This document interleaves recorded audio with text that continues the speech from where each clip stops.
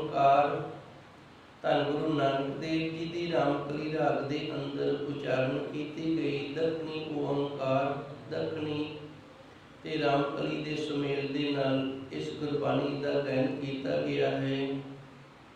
ਇਸ ਦੀ ਹਰ ਇੱਕ ਪੌੜੀ ਦੇ ਵਿੱਚ ਗੁਰੂ ਮਹਾਰਾਜ ਜੀ ਨੇ ਦ੍ਰਿਸ਼ਟਾਂਤ ਦੇ ਕਰਕੇ ਬੜੇ ਸੁੰਦਰ ਨੁਕਤਿਆਂ ਦੇ ਨਾਲ ਸਾਨੂੰ ਸਮਝਾਣਾ ਕੀਤਾ ਹੈ। ਅੱਜ ਦੀ ਜੋ ਇਹ ਪਾਵਨ ਪੌੜੀ ਹੈ, ਇਹਦੇ ਵਿੱਚ ਗੁਰੂ ਮਹਾਰਾਜ ਜੀ ਨੇ ਇੱਕ ਨੁਕਤੇ ਦੀ ਵਰਤੋਂ ਕੀਤੀ ਹੈ। ਜਿਵੇਂ ਲਸ਼ਕਰੀਆ ਦਾ ਅਰਥ ਹੁੰਦਾ ਹੈ ਫੌਜੀ ਲੋਕ, ਫੌਜ, ਲਸ਼ਕਰ ਜੋ ਰਾਜੇ ਮਹਾਰਾਜੇ ਆਪਣੇ ਪਾਸ 4 ਪ੍ਰਕਾਰ ਦੀ ਫੌਜ ਰੱਖਦੇ ਨੇ। ਘਰ ਸੰਭਲੇ ਆਏ ਵਜੋਂ ਲਖਾਏ, ਵਜੋਂ ਕਹਿੰਦੇ ਨੇ ਦਰਮਾਨ ਨੂੰ, ਜੋ ਮਹੀਨੇ ਵਾਲੇ ਦਿਨ ਤਨਖਾਹ ਮਿਲਦੀ ਹੈ। ਹੁਣ ਇੱਥੇ ਧੰਨ ਗੁਰੂ ਮਹਾਰਾਜ ਜੀ ਰਹਿਮਤ ਕਰ ਰਹੇ ਨੇ, ਸਾਨੂੰ ਇਸ ਨੁਕਤੇ ਦੇ ਨਾਲ ਦੱਸਦੇ ਨੇ ਕਿ ਫੌਜ ਦੇ ਵਿੱਚ ਰਹਿਣ ਵਾਲੇ ਜਿਹੜੇ ਜਵਾਨ ਹੁੰਦੇ ਨੇ, ਜਦੋਂ ਆਪਣੇ ਘਰ ਨੂੰ ਸੰਭਾਲਣ ਦੇ ਲਈ ਭਾਵ ਛੁੱਟੀ ਕੱਟਣ ਦੇ ਲਈ ਆਉਂਦੇ ਨੇ ਨਾ, ਉਹਨਾਂ ਦਾ ਦਰਮਾਹਾ ਜਿਹੜਾ ਲਿਖਿਆ ਹੁੰਦਾ ਹੈ ਨਾ, ਉਹ ਦਰਮਾਹੇ ਦੇ ਨਾਲ ਆਪਣਾ ਗੁਜ਼ਾਰਾ ਕਰਦੇ ਨੇ।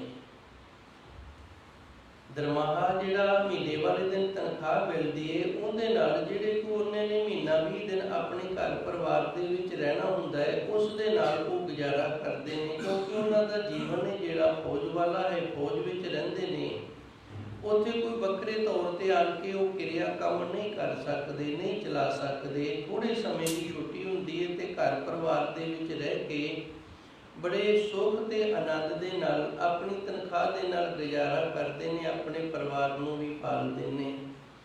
ਇਸ ਨੁਕਤੇ ਨਾਲ ਧੰਨ ਗੁਰੂ ਮਹਾਰਾਜ ਜੀ ਸੱਚੇ ਸਤਿਗੁਰੂ ਸਾਨੂੰ ਦੱਸਦੇ ਨੇ, ਜੋ ਗੁਰਮੁਖਾਂ ਨੇ ਭਜਨ ਬੰਦਗੀ ਕੀਤੀ ਹੁੰਦੀ ਹੈ, ਸਿਮਰਨ ਕੀਤਾ ਹੁੰਦਾ ਹੈ, ਉਸ ਅਕਾਲ ਪੁਰਖ ਵਾਹਿਗੁਰੂ ਦੇ ਦਰ ਤੋਂ ਨਾ ਉਹ ਦਰਮਾਹਾ ਉਹਨਾਂ ਦਾ ਲੱਗਿਆ ਹੁੰਦਾ ਹੈ। ਉਹ ਫਿਰ ਇਸ ਦੁਨੀਆ 'ਤੇ ਜਦੋਂ ਆਉਂਦੇ ਨੇ, ਉਸ ਦਰਮਾਏ ਨੂੰ ਛਕਦੇ ਛਕਾਉਂਦੇ ਨੇ, ਤੇ ਇੱਥੇ ਕੀਤੀ ਹੋਈ ਕਮਾਈ ਨੂੰ ਜਦੋਂ ਸੱਚਖੰਡ ਦੇ ਵਿੱਚ ਜਾ ਕੇ ਵਸ ਜਾਂਦੇ ਨੇ, ਗੁਰੂਪੁਰੀ ਦੇ ਵਿੱਚ ਜਾ ਬਿਰਾਜਮਾਨ ਹੁੰਦੇ ਨੇ, ਤੇ ਉੱਥੇ ਵੀ ਕੀਤੀ ਹੋਈ ਨਾਮ ਦੀ ਕਮਾਈ ਇਹਨੇ ਜਿਹੜਾ ਜੋ ਧੁਰ ਦਰਗਾਹ ਤੋਂ ਵਾਹਿਗੁਰੂ ਲਿਖ ਦਿੰਦਾ, ਉਹੀ ਖੱਟੀ ਹੈ ਉਹਨਾਂ ਦੀ, ਤੇ ਉਸੇ ਦੀ ਕਮਾਈ ਨੂੰ ਉਹ ਛਕਦੇ ਹਨ ਜੀ। ਕਾਰ ਕਮਾਗ ਹੈ ਸਿਰ ਧਨੀ ਲਾਖਾ ਲੈ ਪਾਏ। ਹੁਣ ਜਿਹੜਾ ਫੌਜੀ ਆਪਣੇ ਮਾਲਕ ਦੀ ਕਾਰ ਨੂੰ ਸਿਰ ਤੇ ਉਹਨੂੰ ਹਾਜ਼ਰ ਨਾਜ਼ਰ ਜਾਣ ਕੇ ਕਮਾਉਂਦਾ ਹੈ ਨਾ, ਤੇ ਲਾਹਾ ਪੱਲੇ ਪਾਏ,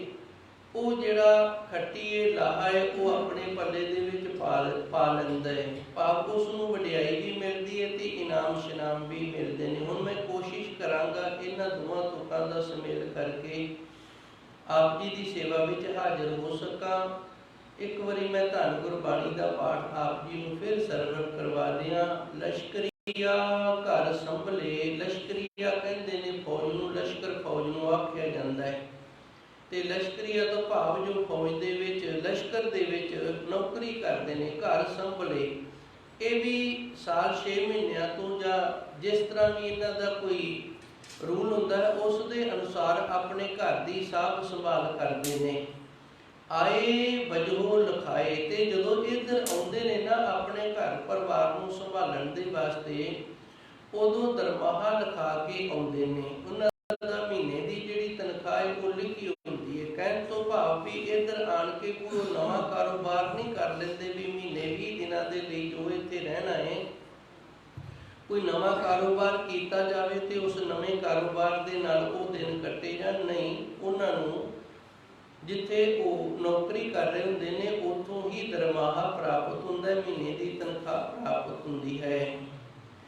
ਫਿਰ ਅੱਗੇ ਗੁਰੂ ਮਹਾਰਾਜ ਜੀ ਰਹਿਮਤ ਕਰਦੇ ਨੇ, ਕਾਰ ਕਮਾਵੇ ਸਿਰ ਧਨੀ। ਜਿਹੜੇ ਚੰਗੀ ਕਾਰ ਕਰਦੇ ਨੇ ਨਾ, ਆਪਣੇ ਧਨੀ ਮਾਲਕ ਨੂੰ ਸਿਰ ਤੇ ਹਾਜ਼ਰ ਨਾਜ਼ਰ ਜਾਣ ਕੇ ਲਾਹਾ ਪੱਲੇ ਪਾਏ, ਉਹਨਾਂ ਨੂੰ ਉੱਥੋਂ ਤੁਰਨ ਲੱਗਿਆਂ ਨੂੰ ਚੰਗੇ ਇਨਾਮ ਸਨਾਮ ਵੀ ਮਿਲਦੇ ਨੇ, ਲਾਹਾ ਵੀ ਪ੍ਰਾਪਤ ਹੁੰਦਾ ਹੈ। ਤਨਖਾਹ ਦੇ ਨਾਲ ਨਾਲ ਹੋਰ ਵੀ ਚੰਗੀਆਂ ਦਾਤਾਂ ਜਿਹੜੀਆਂ ਨੇ ਉਹ ਪ੍ਰਾਪਤ ਹੁੰਦੀਆਂ ਨੇ।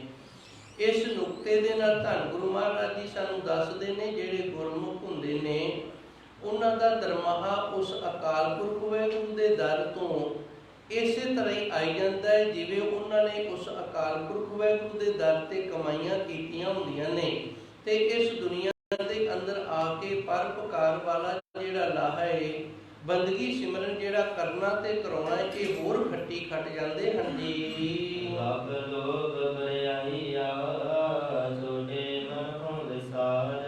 ਹੁਣ ਧੰਨ ਗੁਰੂ ਮਹਾਰਾਜ ਜੀ ਰਹਿਮਤ ਕਰਦੇ ਨੇ ਵੀ ਜੇ ਅਸੀਂ ਗੁਰਮੁਖ ਬਣ ਕੇ ਉਸ ਪ੍ਰਭੂ ਪਰਮਾਤਮਾ ਦੀ ਬੰਦਗੀ ਸਿਮਰਨ ਕਰਕੇ ਤੇ ਉਸ ਦੇ ਦਰ ਤੋਂ ਦਰਮਾਹਾ ਜਿਹੜਾ ਲਖਵਾਉਣਾ ਹੈ ਨਾ ਤੇ ਲਾਹਾ ਪ੍ਰਾਪਤ ਕਰਨਾ ਹੈ, ਅਸੀਂ ਵੀ ਉਹਨੂੰ ਸਿਰ ਤੇ ਹਾਜ਼ਰ ਨਾਜ਼ਰ ਜਾਣੀਏ ਤੇ ਲੱਭ ਲੋਭ ਬਰਿਆਈਆਂ ਜਿੰਨੇ ਪ੍ਰਕਾਰ ਦੀਆਂ ਵੀ ਬਰਿਆਈਆਂ ਹਨ, ਜਿੰਨੇ ਪ੍ਰਕਾਰ ਦੇ ਵੀ ਔਗਣ ਨੇ, ਭਾਵੇਂ ਉਹ ਲਾਲਚ ਦੇ ਰੂਪ ਦੇ ਵਿੱਚ, ਭਾਵੇਂ ਉਹ ਲੋਭ ਦੇ ਰੂਪ ਦੇ ਵਿੱਚ, ਭਾਵੇਂ ਉਹ ਕਿਸੇ ਹੋਰ ਵਿਕਾਰ ਦੇ ਰੂਪ ਦੇ ਵਿੱਚ, ਛੋਡੇ ਮਨੋ ਵਿਸਾਰ, ਉਹਨਾਂ ਸਾਰਿਆਂ ਨੂੰ ਮਨ ਦੇ ਵਿੱਚੋਂ ਅਸੀਂ ਵਿਸਾਰ ਕੇ ਤੇ ਕੇਵਲ ਇੱਕ ਅਕਾਲ ਪੁਰਖ ਵਾਹਿਗੁਰੂ ਦੇ ਨਾਮ ਨੂੰ ਜਪਣਾ ਕਰੀਏ। ਸੱਚੇ ਸਤਿਗੁਰੂ ਦੇ ਦਰ ਤੋਂ ਉਸ ਦੇ ਨਾਮ ਦੀ ਦਾਤ ਨੂੰ ਪ੍ਰਾਪਤ ਕਰਦੇ ਰਹੀਏ ਜੀ। ਘਰ ਦੋਹੀ ਬਾਦਸ਼ਾਹ ਕੀ ਕਦੇ ਨਾ ਆਵੇ ਹਾਰ। ਗੜ ਦਾ ਅਰਥ ਹੁੰਦਾ ਕਿਲਾ ਤੇ ਦੋਹੀ ਦਾ ਅਰਥ ਹੁੰਦਾ ਦੁਹਾਈ। ਕਿਸੇ ਦਾ ਨਾਮ ਪਰ ਚਲ ਤੂੰ ਨਾ ਕਿਸੇ ਦਾ ਨਾਮ ਚੱਲਣਾ। ਪਾਤਸ਼ਾਹ ਕੀ ਜਿਵੇਂ ਰਾਜਾ ਹੈ ਉਸ ਦਾ ਕਿਲਾ ਹੁੰਦਾ ਹੈ ਤੇ ਉਸ ਕਿਲੇ ਦੇ ਵਿੱਚ ਹੁਕਮ ਵੀ ਉਸੇ ਦਾ ਚੱਲਦਾ ਹੈ, ਕਦੇ ਨਾ ਆਵੇ ਹਾਰ। ਤੇ ਜਦੋਂ ਉਹਦੇ ਇਸ ਤਰ੍ਹਾਂ ਦੇ ਨੇਕ ਜਿਹੜੇ ਨੇ ਉਹ ਲਸ਼ਕਰ ਵਾਲੇ ਹੋਣਗੇ ਤੇ ਫਿਰ ਕਦੇ ਉਹਨਾਂ ਨੂੰ ਜ਼ਿੰਦਗੀ ਦੇ ਵਿੱਚ ਹਾਰ ਨਹੀਂ ਮਿਲਦੀ।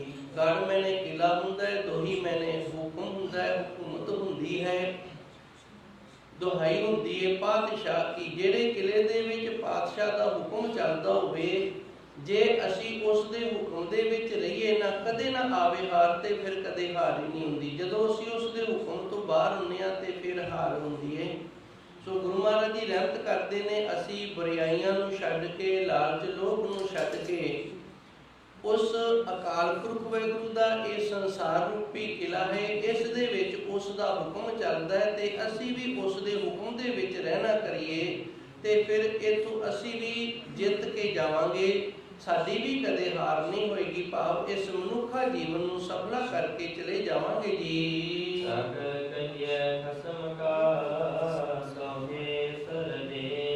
ਹੁਣ ਗੁਰੂ ਮਹਾਰਾਜ ਜੀ ਦੂਜਾ ਪੱਖ ਲੈਂਦੇ ਨੇ। ਪਹਿਲਾ ਪੱਖ ਸੀ ਜਿਹੜਾ ਉਹ ਗੁਰਮੁਖ ਵਾਲਾ ਲਿਆ ਸੀ, ਨੇਕੀ ਕਰਨ ਵਾਲੇ ਮਨੁੱਖ ਦਾ ਲਿਆ ਸੀ। ਹੁਣ ਦੂਜਾ ਪੱਖ ਲੈਂਦੇ ਨੇ। ਚਾਕਰ ਦਾ ਅਰਥ ਹੁੰਦਾ ਨੌਕਰ, ਕਹੀਏ ਖਸਮ ਕਾ। ਕਹਿਣ ਨੂੰ ਤਾਂ ਕਿਹਾ ਜਾਂਦਾ ਹੈ ਵੀ ਮੈਂ ਆਪਣੇ ਮਾਲਕ ਦਾ ਨੌਕਰ ਹਾਂ, ਸੋ ਹੇ ਉੱਤਰ ਦੇ, ਪਰ ਜਦੋਂ ਉਹ ਕੋਈ ਕੰਮ ਆਖਦਾ ਅੱਗੋਂ ਜਵਾਬ ਦੇ ਦਿੰਦਾ ਹੈ। ਸੋਹੇ ਦਾ ਅਰਥ ਹੈ ਸਾਹਮਣੇ ਤੋਂ ਉੱਤਰ ਦੇ। ਜਦੋਂ ਉਹ ਕੋਈ ਮਾਲਕ ਕੰਮ ਆਖਦਾ ਨਾ ਫਿਰ ਉਸ ਨੂੰ ਜਵਾਬ ਦੇ ਦਿੰਦਾ ਹੈ। ਚਾਕਰ ਕਹੀਏ ਖਸਮ ਕਾ, ਸੋਹੇ ਉੱਤਰ ਦੇ। ਇਸ ਤਰ੍ਹਾਂ ਦਾ ਚਾਕਰ ਹੈ ਜਿਹੜਾ ਆਪਣੇ ਆਪ ਨੂੰ ਖਸਮ ਦਾ ਨੌਕਰ ਸਮਝਦਾ ਹੈ, ਪਰ ਉਹਨੂੰ ਮੌਕੇ ਤੇ ਜਾਂ ਉਸ ਦੇ ਹੁਕਮ ਨੂੰ ਨਾ ਮੰਨ ਕੇ ਅੱਗੋਂ ਉਸ ਨੂੰ ਜਵਾਬ ਦਿੰਦਾ ਹੈ। ਹੁਣ ਸਾਡਾ ਮਾਲਕ ਹੈ ਧੰਨ ਗੁਰੂ ਗ੍ਰੰਥ ਸਾਹਿਬ ਜੀ। ਕਹਿਣ ਨੂੰ ਅਸੀਂ ਸਾਰੇ ਹੀ ਗੁਰੂ ਗ੍ਰੰਥ ਸਾਹਿਬ ਜੀ ਦੇ ਗੁਰਸਿੱਖ ਅਖਵਾਉਂਦੇ ਹਾਂ, ਪਰ ਧੰਨ ਗੁਰੂ ਗ੍ਰੰਥ ਸਾਹਿਬ ਜੀ ਦੇ ਹੁਕਮ ਨੂੰ ਅਸੀਂ ਜੇ ਨਾ ਮੰਨੀਏ, ਉਲਟਾ ਅੱਗੋਂ ਤਰਕ ਕਰੀਏ ਤੇ ਫਿਰ ਸਾਡੀ ਵੀ ਜਿਹੜੀ ਦਸ਼ਾ ਹੈ ਨਾ ਉਹ ਇਸ ਤਰ੍ਹਾਂ ਦੇ ਚਾਕਰਾਂ ਵਰਗੀ ਹੈ ਜੀ।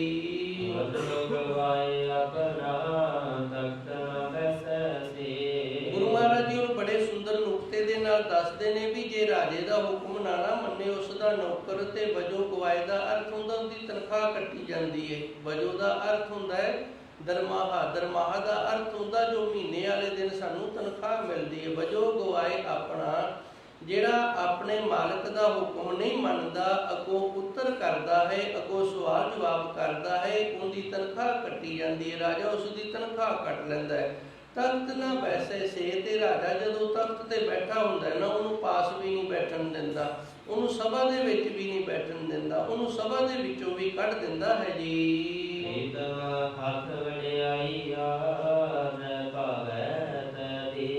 ਧੰਨ ਗੁਰੂ ਜੀ ਨੇ ਸਾਨੂੰ ਇੱਕ ਨੁਕਤੇ ਦੇ ਨਾਲ ਸਮਝਾਇਆ ਕਿ ਜਿਵੇਂ ਇੱਕ ਮਾਲਕ ਦਾ ਨੌਕਰ ਹੈ, ਬਾਦਸ਼ਾਹ ਦਾ ਨੌਕਰ ਹੈ, ਤੇ ਉਹ ਆਪਣੇ ਮਾਲਕ ਬਾਦਸ਼ਾਹ ਦਾ ਹੁਕਮ ਨਾ ਮੰਨੇ, ਸਗੋਂ ਅੱਗੋਂ ਨੂੰ ਉੱਤਰ ਸਵਾਲ ਕਰੇ ਤੇ ਉਹਦੀ ਤਨਖਾਹ ਕੱਟੀ ਜਾਂਦੀ ਹੈ। ਤੇ ਮਾਲਕ ਫਿਰ ਜਿੱਥੇ ਤਖਤ ਤੇ ਬੈਠਦਾ ਨਾ ਉਹਨੂੰ ਪਾਸ ਵੀ ਉੱਥੇ ਨਹੀਂ ਬੈਠਣ ਦਿੰਦਾ, ਸਭਾ ਦੇ ਵਿੱਚ ਨਹੀਂ ਬੈਠਣ ਦਿੰਦਾ, ਸਭਾ ਚੋਂ ਵੀ ਉਹਨੂੰ ਬੇਦਖਲ ਕਰ ਦਿੰਦਾ ਹੈ।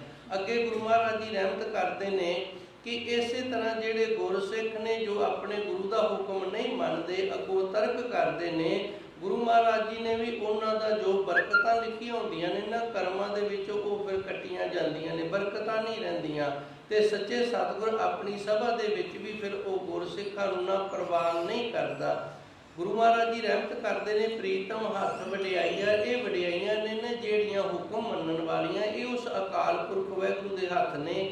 ਜੇ ਭਾਵੇ ਤੇ ਦੇ, ਜਿਹਨੂੰ ਉਹ ਭਾਉਂਦਾ ਹੈ ਉਸ ਨੂੰ ਇਹ ਨਾਮ ਜਪਣ ਵਾਲੀ, ਆਪਣੇ ਗੁਰੂ ਦਾ ਹੁਕਮ ਮੰਨਣ ਵਾਲੀ ਵਡਿਆਈ ਜਿਹੜੀ ਬਖਸ਼ ਦਿੰਦਾ ਹੈ ਜੀ। ਆਪ ਕਰੇ ਕਿਸ ਆਖੀਐ, ਅਵਰ ਨਾ ਕੋਈ ਕਰੇ। ਧੰਨ ਗੁਰੂ ਜੀ ਰਹਿਮਤ ਕਰਦੇ ਨੇ, ਆਪ ਹੀ ਉਹ ਕਰ ਰਿਹਾ ਤੇ ਫਿਰ ਆਖੀਏ ਕਿਹਨੂੰ, ਕਰਨ ਵਾਲਾ ਉਹ ਆਪ ਹੀ ਅਕਾਲ ਪੁਰਖ ਵਾਹਿਗੁਰੂ ਹੈ। ਉਸ ਦੀ ਰਹਿਮਤ ਕਿਰਪਾ ਦੇ ਨਾਲ ਇਹ ਸਾਨੂੰ ਸੁਭਾਅ ਮਿਲਦਾ ਹੈ, ਇਹ ਬੁੱਧੀ ਮਿਲਦੀ ਹੈ। ਅਸੀਂ ਆਪਣੇ ਸੁਭਾਅ ਦੇ ਅਨੁਸਾਰ ਹੀ ਆਪਣੇ ਕਰਮਾਂ ਨੂੰ ਭੋਗਦੇ ਹਾਂ। ਆਪ ਕਰੇ ਕਿਸ ਆਖੀਏ, ਇੱਥੇ ਇਹ ਨਹੀਂ ਸਮਝ ਲੈਣਾ ਕਿ ਪਰਮਾਤਮਾ ਸਾਡੇ ਨਾਲ ਈਰਖਾ ਕਰਕੇ ਸਾਡੇ ਤੋਂ ਇਹ ਕੁਝ ਕਰਵਾਉਂਦਾ, ਨਹੀਂ। ਸਾਡੇ ਕਰਮ ਨੇ ਜਿਹੜੇ, ਉਹ ਕਰਮਾਂ ਦੇ ਅਨੁਸਾਰ ਸਾਡਾ ਸੁਭਾਅ ਬਣ ਜਾਂਦਾ ਹੈ। ਤੇ ਜਿਹੜਾ ਸੁਭਾਅ ਬਣ ਜਾਂਦਾ ਹੈ ਨਾ, ਉਹ ਸੁਭਾਅ ਫਿਰ ਉਹਨਾਂ ਕਰਮਾਂ ਨੂੰ ਭੋਗਣ ਦੇ ਵਿੱਚ ਬੜਾ ਸੰਯੋਗ ਕਰਦਾ। ਅਵਰ ਨਾ ਕੋਈ ਕਰੇ, ਉਸ ਪਰਮਾਤਮਾ ਤੋਂ ਬਿਨਾਂ ਇਹ ਕਰਮਾਂ ਦਾ ਜਿਹੜਾ ਬਣਿਆ ਹੋਇਆ ਸੁਭਾਅ ਹੈ, ਇਹ ਜਿਹੜੇ ਸੰਸਕਾਰ ਸਾਡੇ ਬਣ ਗਏ ਨੇ, ਇਹ ਕੋਈ ਹੋਰ ਕਰਨ ਦੇ ਸਮਰੱਥ ਨਹੀਂ ਹੈ ਜੀ। ਜੋ ਸੁਝੈ ਕੋ ਨਹੀਂ ਬਹਿ ਤੁਰੀ ਚਾਪਾਏ। ਪਿਛਲੀ ਪੌੜੀ ਦਾ ਹੀ ਇਸ ਪੌੜੀ ਦੇ ਵਿੱਚ ਗੁਰੂ ਮਹਾਰਾਜ ਜੀ ਨੇ ਖਿਆਲ ਬਖਸ਼ਿਸ਼ ਕੀਤਾ ਹੈ। ਬੀਜੋ ਸੂਝੇ ਕੋ ਨਹੀਂ। ਧੰਨ ਗੁਰੂ ਨਾਨਕ ਦੇਵ ਜੀ ਰਹਿਮਤ ਕਰਦੇ ਨੇ, ਸਾਨੂੰ ਤਾਂ ਕੋਈ ਦੂਜਾ ਸੁਝਦਾ ਹੀ ਨਹੀਂ। ਬੀਜੋ ਦਾ ਅਰਥ ਹੁੰਦਾ ਦੂਜਾ, ਬੀਓ ਤੇ ਬੀਜੋ, ਇਹਨਾਂ ਦੋਵਾਂ ਸ਼ਬਦਾਂ ਦਾ ਅਰਥ ਹੈ ਦੂਜਾ। ਬੀਜੋ ਸੂਝੇ ਕੋ ਨਹੀਂ, ਸਾਨੂੰ ਉਸ ਪਰਮਾਤਮਾ ਤੋਂ ਬਿਨਾਂ ਕੋਈ ਹੋਰ ਦੂਜਾ ਸੁਝਦਾ ਹੀ ਨਹੀਂ, ਜਿਹੜਾ ਇਸ ਤਰ੍ਹਾਂ ਸਾਡੇ ਕਰਮਾਂ ਦੀ ਲਿਖਤ ਕਰਨ ਵਾਲਾ ਹੋਵੇ ਜਾਂ ਕਰਮਾਂ ਨੂੰ ਬਦਲਣ ਜਾਂ ਬਣਾਉਣ ਵਾਲਾ ਹੋਵੇ। ਬਹਿ ਦੁਲੀਚਾ ਪਾਏ, ਉਸ ਪਰਮਾਤਮਾ ਦੇ ਬਰਾਬਰ ਕੋਈ ਦੂਜਾ ਹੋਰ ਹੀ ਨਹੀਂ, ਜਿਹੜਾ ਇਸ ਤਰ੍ਹਾਂ ਸਿੰਘਾਸਨ ਦੇ ਉੱਤੇ ਬੈਠ ਕੇ ਤੇ ਕਰਮਾਂ ਨੂੰ ਬਦਲਣ ਵਾਲਾ, ਸੁਭਾਅ ਨੂੰ ਬਦਲਣ ਵਾਲਾ ਜਾਂ ਸੰਸਕਾਰਾਂ ਨੂੰ ਬਦਲਣ ਵਾਲਾ ਹੋਵੇ ਜੀ। ਨਰਕ ਨਿਵਾਰਨ ਨਰਕੋ ਨਰ, ਸਾਚੋ ਸਾਚੈ ਨਾਏ। ਧੰਨ ਗੁਰੂ ਮਹਾਰਾਜ ਜੀ ਰਹਿਮਤ ਕਰਦੇ ਨੇ, ਨਰਕਾਂ ਦੇ ਵਿੱਚੋਂ ਬਚਾਉਣ ਵਾਲਾ ਕੇਵਲ ਤੇ ਕੇਵਲ ਇੱਕੋ ਹੀ ਹੈ। ਨਰ ਹੈ, ਨਰ ਦਾ ਅਰਥ ਹੈ ਵਾਹਿਗੁਰੂ। ਨਰਕ ਨਿਵਾਰਨ, ਨਰ ਹੈ ਨਰ, ਅਕਾਲ ਪੁਰਖ ਵਾਹਿਗੁਰੂ ਹੈ ਜੋ ਸਾਨੂੰ ਨਰਕਾਂ ਤੋਂ ਬਚਾ ਸਕਦਾ ਹੈ। ਤੇ ਨਰਕਾਂ ਤੋਂ ਬਚਾਉਣ ਦੇ ਲਈ ਉਸ ਪਰਮਾਤਮਾ ਨੇ ਸਾਨੂੰ ਇੱਕ ਸਾਧਨ ਦਿੱਤਾ ਹੈ। ਉਹ ਸਾਧਨ ਹੈ ਉਸ ਦਾ ਨਾਮ ਜਪਣਾ। ਸਾਚੋ ਸਾਚੈ ਨਾਏ, ਉਹ ਆਪ ਸੱਚਾ ਹੈ ਤੇ ਉਹ ਸੱਚੇ ਦਾ ਨਾਮ ਵੀ ਸੱਚਾ ਹੈ। ਸੱਚੇ ਨਾਮ ਦੇ ਨਾਲ ਜੋੜ ਕਰਕੇ ਸਾਨੂੰ ਨਰਕ ਤੋਂ ਬਚਾ ਲੈਂਦਾ ਹੈ ਜੀ। ਵਾਣ ਤ੍ਰੈਣ ਢੂਢਤ ਫਿਰ ਰਹੀ, ਮਨ ਮੈਂ ਕਰੋ ਵਿਚਾਰ। ਧੰਨ ਗੁਰੂ ਜੀ ਰਹਿਮਤ ਕਰਦੇ ਨੇ, ਜੰਗਲਾਂ ਦੇ ਵਿੱਚ ਲੱਭਣ ਦੇ ਨਾਲ ਪਰਮਾਤਮਾ ਨਹੀਂ ਲੱਭਦਾ। ਇਹ ਮਨ ਦੀ ਵਿਚਾਰ ਦੇ ਨਾਲ ਪ੍ਰਭੂ ਪਰਮਾਤਮਾ ਦੀ ਪ੍ਰਾਪਤੀ ਹੁੰਦੀ ਹੈ। ਵਾਣ ਤ੍ਰੈਣ ਢੂਢਤ ਫਿਰ ਰਹੀ, ਜਿਹੜੇ ਜੰਗਲਾਂ ਦੇ ਵਿੱਚ ਉਸ ਪ੍ਰਭੂ ਪਰਮਾਤਮਾ ਨੂੰ ਲੱਭ ਰਹੇ ਨੇ, ਮਨ ਮੈਂ ਕਰੋ ਵਿਚਾਰ। ਤੇ ਗੁਰੂ ਜੀ ਦਾ ਉਪਦੇਸ਼ ਹੈ ਵੀ ਅਸੀਂ ਮਨ ਦੀ ਵਿਚਾਰ ਵਾਲੇ ਹੋਈਏ, ਮਨ ਦੇ ਵਿੱਚ ਉਸ ਪ੍ਰਭੂ ਪਰਮਾਤਮਾ ਦੀ ਪ੍ਰਾਪਤੀ ਕਰਨ ਵਾਲੀ ਵਿਚਾਰ ਨੂੰ ਕਰਨਾ ਕਰੀਏ ਜੀ। ਦਾਤ ਰਤਨ ਬਹੁ ਮਾਨ ਕੀ, ਸਤਿਗੁਰ ਹਾਥ ਭੰਡਾਰ। ਉਹ ਅਕਾਲ ਪੁਰਖ ਵਾਹਿਗੁਰੂ ਅਮੋਲਕ ਹੈ, ਉਸ ਦਾ ਨਾਮ ਹੈ ਜਿਹੜਾ ਉਹ ਅਮੋਲਕ ਹੈ। ਬਹੁ ਮਾਨ ਕੀ, ਮਾਨਕ ਉਹ 1 2 4 ਨਹੀਂ, ਬੇਤਾਦ ਮਾਨਕ ਨੇ ਜਿਹੜੇ, ਉਹਨਾਂ ਤੋਂ ਵੀ ਅਮੋਲਕ ਹੈ। ਸਤਿਗੁਰ ਹਾਥ ਭੰਡਾਰ, ਇਹ ਭੰਡਾਰਾ ਨੇ ਜਿਹੜਾ, ਇਹ ਦਾਤਾਂ ਨੇ ਜਿਹੜੀਆਂ, ਇਹ ਉਸ ਅਕਾਲ ਪੁਰਖ ਵਾਹਿਗੁਰੂ ਦੇ ਹੱਥ ਦੇ ਵਿੱਚ ਨੇ। ਉਸ ਪਰਮਾਤਮਾ ਦਾ ਨਾਮ ਹੈ ਜਿਹੜਾ, ਇਹ ਲਾਲ ਹੈ ਤੇ ਸੰਸਾਰ ਦੇ ਵੱਲੋਂ ਜੋ ਵਿਰਾਗ ਧਾਰਨ ਕਰ ਲੈਣਾ, ਇਹ ਰਤਨ ਹੈ। ਗੁਰਸਿੱਖੀ ਦੀ ਰਹਿਤ ਮਰਿਆਦਾ ਦੇ ਵਿੱਚ ਜੋ ਰਹਿਣਾ ਹੈ, ਇਹ ਉਸ ਪਰਮਾਤਮਾ ਦਾ ਮਾਨਕ ਹੈ। ਸਤਿਗੁਰ ਹਾਥ ਭੰਡਾਰ, ਆਪਣੇ ਗੁਰਸਿੱਖ ਨੂੰ ਇਹ ਦਾਤਾ ਗੁਰੂ ਮਹਾਰਾਜ ਜੀ ਬਖਸ਼ਿਸ਼ ਕਰਦੇ ਨੇ, ਕਿਉਂਕਿ ਸੱਚੇ ਸਤਿਗੁਰ ਦੇ ਹੱਥ ਦੇ ਵਿੱਚ ਇਹ ਦਾਤਾ ਹਨ ਜੀ। ਉਤਮ ਹੋਵਾ ਪ੍ਰਭ ਮਿਲੈ, ਇਕ ਮਨ ਏਕ ਭਾਏ। ਜਦੋਂ ਸਾਡੇ ਮਨ ਦੇ ਵਿੱਚ ਇੱਕੋ ਹੀ ਭਾਵਨਾ ਹੋ ਜਾਂਦੀ ਹੈ ਤੇ ਮਨ ਦੀ ਇਕਾਗਰਤਾ ਹੀ ਹੋ ਜਾਂਦੀ ਹੈ, ਫਿਰ ਅਸੀਂ ਉਸ ਪ੍ਰਭੂ ਪਰਮਾਤਮਾ ਨੂੰ ਮਿਲ ਕਰਕੇ ਤੇ ਸੰਸਾਰ ਦੇ ਵਿੱਚੋਂ ਉੱਤਮ ਹੋ ਜਾਂਦੇ ਹਾਂ। ਨਾ ਹਮ ਉੱਤਮ ਮੱਧਮ ਨਾ ਨੀਚ। ਗੁਰੂ ਨਾਨਕ ਦੇਵ ਜੀ ਸੱਚੇ ਸਤਿਗੁਰ ਨੂੰ ਸਿੱਧਾ ਨੇ ਪੁੱਛਿਆ ਸੀ ਵੀ ਸੰਸਾਰ ਦੇ ਅੰਦਰ 3 ਤਰ੍ਹਾਂ ਦੇ ਲੋਕ ਮੰਨੇ ਗਏ ਨੇ, ਉੱਤਮ, ਮੱਧਮ ਤੇ ਕਨਿਸ਼ਟ ਜਾਂ ਨੀਚ ਆਖ ਦਿੰਦੇ ਨੇ। ਇਹਨਾਂ ਤਿੰਨਾਂ ਦੇ ਵਿੱਚੋਂ ਤੁਸੀਂ ਕਿਹੜੀ ਕੈਟਾਗਰੀ ਦੇ ਵਿੱਚ ਆਉਂਦੇ ਹੋ? ਧੰਨ ਗੁਰੂ ਨਾਨਕ ਦੇਵ ਜੀ ਨੇ ਬੜਾ ਸੁੰਦਰ ਦ੍ਰਿਸ਼ਟਾਂਤ ਦਿੱਤਾ। ਹਰ ਸਰਨਾਗਤ ਹਰ ਕੇ ਲੋਕ, ਅਸੀਂ ਤਾਂ ਹਰੀ ਦੀ ਸ਼ਰਨ ਦੇ ਵਿੱਚ ਰਹਿਣ ਵਾਲੇ ਉਸ ਹਰੀ ਪਰਮਾਤਮਾ ਦੇ ਲੋਕ ਹਾਂ। ਨਾ ਹਮ ਉੱਤਮ ਮੱਧਮ ਨਾ ਨੀਚ, ਹਰ ਸਰਨਾਗਤ ਹਰ ਕੇ ਲੋਕ, ਅਸੀਂ ਹਰੀ ਦੀ ਸ਼ਰਨ ਦੇ ਵਿੱਚ ਰਹਿਣ ਵਾਲੇ ਉਸ ਅਕਾਲ ਪੁਰਖ ਵਾਹਿਗੁਰੂ ਦੇ ਲੋਕ ਹਾਂ। ਸੋ ਗੁਰੂ ਮਹਾਰਾਜ ਜੀ ਰਹਿਮਤ ਕਰਦੇ ਨੇ, ਇੱਕ ਮਨ ਏਕੈ ਭਾਏ, ਜਿਨ੍ਹਾਂ ਦੀ ਅੰਦਰ ਭਾਵਨਾ ਉਸ ਪ੍ਰਭੂ ਪਰਮਾਤਮਾ ਦੀ ਪ੍ਰਾਪਤੀ ਵਾਲੀ ਹੋ ਜਾਂਦੀ ਹੈ ਤੇ ਮਨ ਦੇ ਵਿੱਚ ਇਹ ਇਕਾਗਰਤਾ ਹੀ ਆ ਜਾਂਦੀ ਹੈ ਨਾਮ ਜਪਣ ਵਾਲੀ। ਉਹ ਪ੍ਰਭੂ ਪਰਮਾਤਮਾ ਦੀ ਸ਼ਰਨ ਦੇ ਵਿੱਚ ਰਹਿ ਕੇ ਤੇ ਸਭ ਤੋਂ ਸ੍ਰੇਸ਼ਟ ਉੱਤਮ ਹੋ ਜਾਂਦੇ ਹਨ। ਨਾਨਕ ਪ੍ਰੀਤਮ ਰਸ ਮਿਲੇ, ਲਾਹਾ ਲੈ ਕਰ ਖਾਏ। ਧੰਨ ਗੁਰੂ ਜੀ ਰਹਿਮਤ ਕਰਦੇ ਨੇ, ਮੇਰੇ ਸੱਚੇ ਸਤਿਗੁਰ ਦੇ ਨਾਮ ਰਸ ਦੀ ਸਾਨੂੰ ਪ੍ਰਾਪਤੀ ਹੋਵੇ, ਉਸ ਦੇ ਪ੍ਰੇਮ ਰਸ ਦੀ ਸਾਨੂੰ ਪ੍ਰਾਪਤੀ ਹੋ ਜਾਵੇ। ਲਾਹਾ ਲੈ ਪਰਥਾਏ, ਤੇ ਇਸ ਦੁਨੀਆ ਦੇ ਅੰਦਰੋਂ ਅਸੀਂ ਲਾਹਾ ਪ੍ਰਾਪਤ ਖੱਟੀ ਖੱਟ ਕੇ ਚਲੇ ਜਾਈਏ ਜੀ। ਰਚਨਾ ਰਾਜ ਜਿਨ ਰਚੀ, ਜਿਨ ਸਿਆ ਆਕਾਰ। ਜਿਸ ਅਕਾਲ ਪੁਰਖ ਵਾਹਿਗੁਰੂ ਨੇ ਇਹ ਸਾਰੀ ਰਚਨਾ ਰਚੀ ਹੋਈ ਹੈ। ਰਚਨਾ ਰਾਜ ਜਿਨ ਰਚੀ, ਜਿਸ ਪਰਮਾਤਮਾ ਰਚਨ ਵਾਲੇ ਨੇ ਇਹ ਸਾਰੀ ਰਚਨਾ ਨੂੰ, ਇਹ ਸਾਰੀ ਸ੍ਰਿਸ਼ਟੀ ਨੂੰ ਰਚਿਆ ਹੋਇਆ ਹੈ। ਜਿਨ ਸਿਰਿਆ ਆਕਾਰ, ਤੇ ਜਿਨੇ ਆਪ ਹੀ ਸਾਰੇ ਆਕਾਰ ਬਣਾਏ ਹੋਏ ਨੇ। ਵੇਖੋ ਤਰ੍ਹਾਂ ਤਰ੍ਹਾਂ ਦੇ ਆਕਾਰ ਬਣਾਏ ਹੋਏ ਨੇ, ਕੋਈ ਕਿਸੇ ਆਕਾਰ ਦਾ, ਕੋਈ ਕਿਸੇ ਆਕਾਰ ਦਾ ਹੈ। ਇਹ ਸਾਰੇ ਆਕਾਰ, ਸਾਰੀ ਰਚਨਾ ਉਸ ਰਚਨਹਾਰ ਅਕਾਲ ਪੁਰਖ ਵਾਹਿਗੁਰੂ ਦੀ ਹੈ ਜੀ। ਗੁਰਮੁਖ ਬੇਅੰਤ ਧਿਆਈਐ, ਅੰਤ ਨ ਪਾਰਾਵਾਰ। ਧੰਨ ਗੁਰੂ ਜੀ ਰਹਿਮਤ ਕਰਦੇ ਨੇ, ਗੁਰਮੁਖ ਬਣ ਕੇ ਅਸੀਂ ਬੇਅੰਤ ਤਾਈ ਦੇ ਮਾਲਕ ਵਾਹਿਗੁਰੂ ਨੂੰ ਧਿਆਉਣਾ ਕਰੀਏ, ਉਸ ਦਾ ਸਿਮਰਨ ਕਰੀਏ। ਅੰਤ ਨਾ ਪਾਰਾਵਾਰ, ਜਿਸ ਦਾ ਕੋਈ ਅੰਤ ਨਹੀਂ, ਤੇ ਪਾਰਾਵਾਰ ਦਾ ਅਰਥ ਹੁੰਦਾ ਨਾ ਅਲਾਰ ਤੇ ਨਾ ਪਾਰ, ਜਿੰਦੇ ਆਰ ਪਾਰ ਦਾ ਕੋਈ ਸੋਝੀ ਗਿਆਨ ਨਹੀਂ। ਇਤਨਾ ਬੇਅੰਤ ਤੇ ਉਸ ਦੇ ਨਾਮ ਨੂੰ ਅਸੀਂ ਜਪਣਾ ਕਰੀਏ ਜੀ। ਰੂੜਾ ਹਰ ਜੀਉ ਸੋਈ। ਇਸ ਪਾਵਨ ਪੌੜੀ ਦੇ ਅੰਦਰ ਧੰਨ ਗੁਰੂ ਜੀ ਨੇ ਰਹਿਮਤ ਕੀਤੀ ਹੈ, ਉਸ ਅਕਾਲ ਪੁਰਖ ਵਾਹਿਗੁਰੂ ਦੀਆਂ ਵਡਿਆਈਆਂ ਕੀਤੀਆਂ ਨੇ। ਰੂੜਾ ਦਾ ਅਰਥ ਹੁੰਦਾ ਸਭ ਤੋਂ ਸੁੰਦਰ। ਅੜਾੜੇ ਦਾ ਅਰਥ ਹੈ ਇਹ ਅੜਾੜਾ ਅੱਖਰ ਹੈ। ਅੜਾੜੇ ਅੱਖਰ ਦੇ ਨਾਲ ਸਾਨੂੰ ਉਪਦੇਸ਼ ਦਿੰਦੇ ਨੇ ਗੁਰੂ ਮਹਾਰਾਜ ਜੀ ਕੀ ਸਭ ਤੋਂ ਸੁੰਦਰ ਹਰੀ ਅਕਾਲ ਪੁਰਖ ਵਾਹਿਗੁਰੂ ਹੈ ਜੀ। ਇਸ ਬਿਨ ਰਾਜਾ ਨਾ ਕੋਈ। ਤੇ ਉਸ ਅਕਾਲ ਪੁਰਖ ਵਾਹਿਗੁਰੂ ਤੋਂ ਬਿਨਾ ਇਸ ਦੁਨੀਆ ਦੇ ਅੰਦਰ ਰਾਜਾ ਵੀ ਕੋਈ ਨਹੀਂ, ਰਜਿਆ ਹੋਇਆ ਵੀ ਕੋਈ ਨਹੀਂ। ਸਾਡਾ ਮਾਲਕ ਜਿਹੜਾ ਇੱਕ ਅਕਾਲ ਪੁਰਖ ਵਾਹਿਗੁਰੂ ਹੈ ਤੇ ਜੋ ਸਭ ਤੋਂ ਸੁੰਦਰ ਹੈ ਜੀ।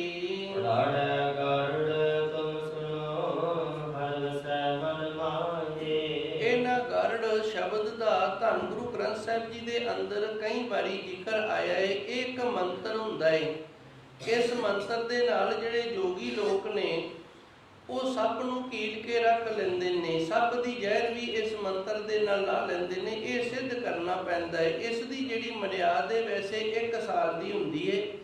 ਜਦੋਂ ਜੋਗੀ ਲੋਕ ਸੱਪ ਨੂੰ ਪਕੜਦੇ ਨੇ, ਇਸ ਮੰਤਰ ਦੇ ਨਾਲ ਸੱਪ ਨੂੰ ਕੀਲ ਲੈਂਦੇ ਨੇ ਤੇ ਉਹ 12 ਮਹੀਨੇ ਨਹੀਂ ਰੱਖਦੇ, 11 ਕੁ ਮਹੀਨੇ ਰੱਖ ਕੇ ਤੇ ਫਿਰ ਉਹਨੂੰ ਛੱਡ ਦਿੰਦੇ ਨੇ। ਕਿਉਂਕਿ ਜਦੋਂ ਅਗਲਾ ਸਮਾਂ ਨੇੜੇ ਆ ਜਾਂਦਾ ਨਾ, ਫਿਰ ਇਸ ਮੰਤਰ ਦੀ ਜਿਹੜੀ ਸ਼ਕਤੀ ਹੁੰਦੀ ਹੈ ਹੌਲੀ ਹੌਲੀ ਕਮਜ਼ੋਰ ਹੋਣੀ ਸ਼ੁਰੂ ਹੋ ਜਾਂਦੀ ਹੈ।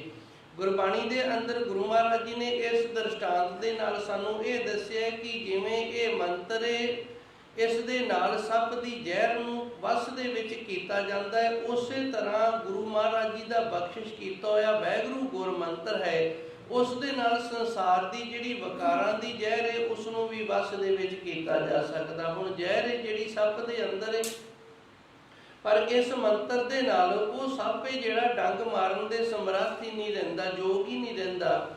ਅੜਾੜੇ ਗਰੜ ਤੂੰ ਸੁਣੋ। ਸੋ ਗੁਰੂ ਮਹਾਰਾਜ ਜੀ ਰਹਿਮਤ ਕਰਦੇ ਨੇ, ਉਸ ਪ੍ਰਭੂ ਪਰਮਾਤਮਾ ਦਾ ਨਾਮ ਹੈ ਸੱਚੇ ਸਤਿਗੁਰੂ ਦਾ ਵਾਹਿਗੁਰੂ, ਉਹਨੂੰ ਅਸੀਂ ਸੁਣਨਾ ਕਰੀਏ ਜੋ ਸਾਡੇ ਅੰਦਰ ਦੇ ਵਕਾਰਾਂ ਦੀ ਜ਼ਹਿਰ ਨੂੰ ਵਸ ਦੇ ਵਿੱਚ ਕਰਨ ਵਾਲਾ ਹੈ। ਹਰ ਵਸੇ ਮਨ ਮਾਹੇ, ਤੇ ਇਸ ਦੇ ਨਾਲ ਹਰੀ ਅਕਾਲ ਪੁਰਖ ਵਾਹਿਗੁਰੂ ਜਿੱਥੇ ਸਾਡੇ ਵਕਾਰਾਂ ਦੀ ਜ਼ਹਿਰ ਨੂੰ ਵਸ ਦੇ ਵਿੱਚ ਕਰ ਲੈਂਦਾ ਹੈ, ਉੱਥੇ ਹਰੀ ਪਰਮਾਤਮਾ ਦਾ ਵਾਸਾ ਵੀ ਸਾਡੇ ਮਨ ਦੇ ਵਿੱਚ ਹੋ ਜਾਂਦਾ ਹੈ ਜੀ।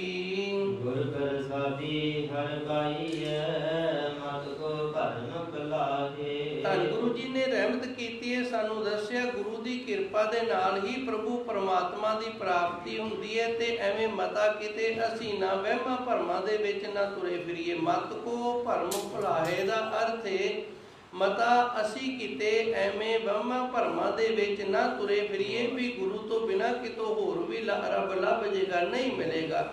ਕੇਵਲ ਤੇ ਕੇਵਲ ਗੁਰੂ ਦੀ ਕਿਰਪਾ ਦੇ ਨਾਲ, ਗੁਰੂ ਦੀ ਰਹਿਮਤ ਦੇ ਨਾਲ, ਗੁਰੂ ਦੀ ਬਖਸ਼ਿਸ਼ ਦੇ ਨਾਲ ਉਸ ਪ੍ਰਭੂ ਪਰਮਾਤਮਾ ਦੀ ਪ੍ਰਾਪਤੀ ਹੁੰਦੀ ਹੈ ਜੀ। ਉਹ ਸਾਸੋ ਸਾਚਾ ਜਿਸ ਹਰ ਤਨ ਰਾਸ। ਉਹ ਅਕਾਲ ਪੁਰਖ ਵਾਹਿਗੁਰੂ ਸਾਰਿਆਂ ਦਾ ਮਾਲਕ ਹੈ ਤੇ ਸੱਚਾ ਹੈ।